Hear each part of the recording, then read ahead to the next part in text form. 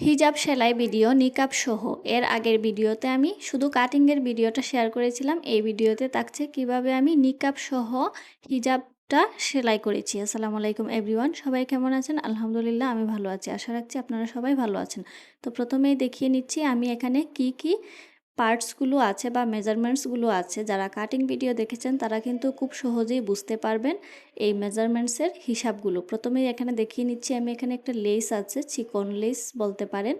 তারপর সবগুলো মেজারমেন্টস আমি একটা একটা করে আলাদা করে নেব। এটা হচ্ছে প্রথমে তুথির একটা কর্নার, এটা হচ্ছে গিয়ে ফিতা, আর এটা হচ্ছে গিয়ে ক্যাপ, হিজাবের ক্যাপ। এটা হচ্ছে গিয়ে নিকাবের অংশ, আর এটা হচ্ছে হিজাবের নিচের পার্টে যে জোড়া পার্ট লাগবে ওইটাকেই সর্বপ্রথম আমি জোড়া দিব।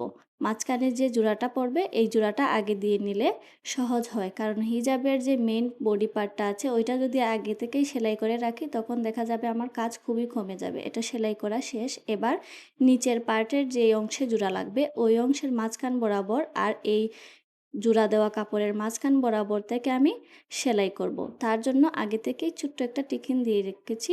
এই টিকিনটা দিলে সহজ হবে। জোড়া আর টিকিনে সমান করে মিল করে আমি মাঝখান থেকে সেলাই করাটা শুরু করব, তাহলে আমার কাপড়টা মিলে যাবে খুব সহজেই। এক সাইড সেলাই হওয়া শেষ হয়ে গেলে এটা আবার রিটার্ন ডবল সেলাই দিতে হবে না, চাইলে কেউ দিতে পারেন। আবার সেলাই চুটিয়ে মাঝখান থেকে আবার এই পাশেরটা সেলাই করছি। এভাবে করে আমি দুই পাশেরটাই কিন্তু সেলাই করে জোড়া লাগিয়ে নিচ্ছি। এখানে চাপ সেলাই দেওয়ার কোনো প্রয়োজন নেই, চাপ সেলাই দিলে বেশি একটা ভালো লাগবে না, আয়রন করে নিলেই হবে কড়া করে, তাহলে দেখতে খুবই সুন্দর লাগবে।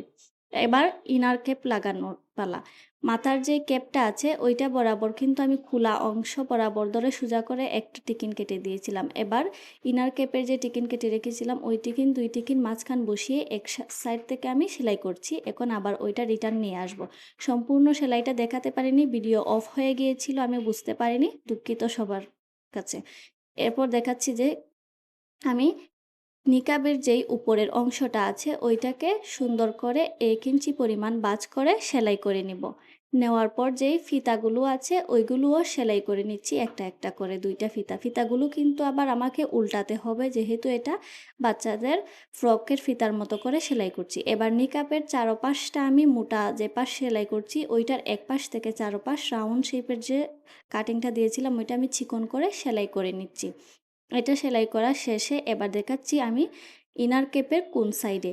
একটা সাইড থেকে 2.5 ইঞ্চি নিচে থেকে আমি 40 ডিগ্রি কোনাকুনি করে নিকাপের যে জায়গাটা আছে ওইটার একটা সাইড আমি 5 ইঞ্চি পর্যন্ত জোড়া লাগিয়ে ফেলেছি। অপর পাশেও কিন্তু আমি সেমভাবে ইনার কেপের 2 ইঞ্চি নিচে থেকে 5 ইঞ্চি পরিমাণ নিকাপের যে পার্টটা আছে ওইটা আমি জোড়া লাগিয়ে নিচ্ছি, এভাবে আড়াআড়ি করে।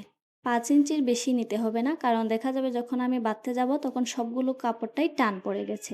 এবার সম্পূর্ণটার মাপ হচ্ছে গিয়ে এখানে 10 ইঞ্চি। 10 থেকে আমি 5 ইঞ্চি নিব। যে নিকাবটাকে বরাবর ভাঁজ করে মাঝখান থেকে 5 ইঞ্চি এক সাইডে একটা ফিতা লাগাবো, আর 10 ইঞ্চি এক সাইডে আরেকটা ফিতা লাগাবো। মানে মাঝখানে 5 ইঞ্চি 5 ইঞ্চি দুই সাইডে। এভাবে করে দুইটা ফিতাই কিন্তু আমি লাগিয়ে নিচ্ছি। বরাবর সমান সমান 10 ইঞ্চি থাকবে, তারপর দুই সাইডে ফিতাগুলো লাগাতে হবে। এভাবে করে আমি দুইটা ফিতা লাগাচ্ছি। দুইটা ফিতার মাঝখানে কিন্তু আছে আমার 10 ইঞ্চি। এভাবে রেখে ফিতাগুলো যখন আমি লাগিয়ে ফেলবো তখন দেখবেন খুব ইজিলি আপনি ফিতাটা বেঁধে ফেলতে পারবেন। আর এটা লাগানোর পর কেমন হয়েছে এটার শেপ। সম্পূর্ণ কাজ শেষের দিকে। এবার হচ্ছে গিয়ে আপনার তুথির কাছে যেই ক্যাপটা কেটে রেখেছিলাম ছোট্ট 2.5 ইঞ্চি 3 ইঞ্চির ওইটা আমি লাগাতে হবে। সম্পূর্ণ মুখের মাপ হচ্ছে গিয়ে 10 ইঞ্চি। ওই মাপটা রেখে আমাকে এই ছোট্ট কর্নারের মাপটা সহ গুনতে হবে, তারপরে লাগাতে হবে। এটা যেহেতু একটু বেশি হয়েছিল তাই আমি এখানে কাপড়টা একটু বেশি করে দিয়ে সেলাই করে নিচ্ছি। প্রথমে এক সাইড সেলাই করতে হবে, তারপর অপর পাশটা যখন সেলাই করবেন তখন আবার মাপ নিতে হবে। মাপটা নিতে হবে যে এটা সেলাইয়ের পর কত ইঞ্চি বাকি আছে আর কতটুকু কাপড় নিলে একদম 10 ইঞ্চি পরিমাণ কাপড় আপনার সম্পূর্ণটা মুখের মাপ থাকবে সেটা অনুযায়ী। আমি অপর পাটটাও কিন্তু এখানে জোড়া লাগিয়ে নিচ্ছি। এখানে এক টানে সম্পূর্ণ সামনের কুলা পার্টের যে জায়গাটুকু ছিল সবগুলো সেলাই করে নিচ্ছি একদম শেষ মাথা পর্যন্ত। এটা সেলাই করে আপনারা আবার ডবল সেলাই দিতে পারেন, কারণ এখানে ডবল সেলাই দিলে খুবই ভালো হবে, কারণ মুখের পাশে অনেক বেশি জোর প্রয়োগ হয় যেখানে তুতির কাচের যে সেলাইটা থাকে ওইটা যদি ডবল সেলাই হয় তাহলে খুবই মজবুত হয়ে যাবে। এবার চাপ সেলাইয়ের পালা। চাপ সেলাইয়ের জন্য আমি তুতির কাচের যেই নিচের অংশটা আছে ওইখান থেকে ২ সুতা দূরত্ব রেখে সম্পূর্ণ ইনার ক্যাপ সহ যে জায়গাটা আছে ওইটাতে আমি একটা চাপ সেলাই দিয়ে দিচ্ছি। আর এই চাপ সেলাইটা দিলে খুবই সুন্দর দেখায়। এখানে চাইলে লেসও এড করতে পারেন, কিন্তু আমি লেস না দিয়ে জাস্ট এমনি একটা সেলাই করে দিচ্ছি। একদম যেখান থেকে সেলাইটা শুরু করেছিলাম ওইখান পর্যন্ত আমি সেলাইটা এসে শেষ করে দিব।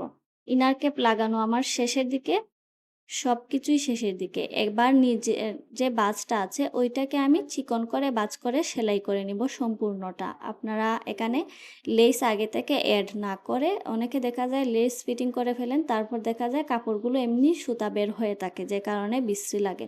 আমি আগে থেকে চিকন করে বাজ করে রেখে দিচ্ছি, তারপর যখন লেস ফিটিং করব তখন আর নিচে থেকে আলাদা সুতা বের হবে না, আর দেখতে খুবই সুন্দর লাগবে, ফিনিশিংটা সুন্দর আসবে। এই লেসটা কিন্তু এই কাপড়ের সাথে খুব সুন্দর মানিয়েছে, আর বিশেষ করে হিজাবের সাথে যদি সাদা লেস ব্যবহার করা যায়, কারণ হিজাবগুলো তো হালকা কাপড় দিয়ে সুন্দর করে মেকিং করা হয়। এই লেস ফিটিংও আমার শেষের দিকে। আর যাদের কাছে এটা ভালো লাগেছে অবশ্যই লাইক কমেন্ট শেয়ার করে পাশে থাকবেন। এটা হচ্ছে এটার ফাইনাল লুক। আপনারা চাইলে কাজের সময় এরকমও করে নিতে পারেন। আর এটা হচ্ছে গিয়ে যদি নিকাব লাগাতে না চান তাহলে এভাবে বেঁধেও রাখতে পারেন। এটা হচ্ছে যার যার ব্যক্তিগত বিষয়।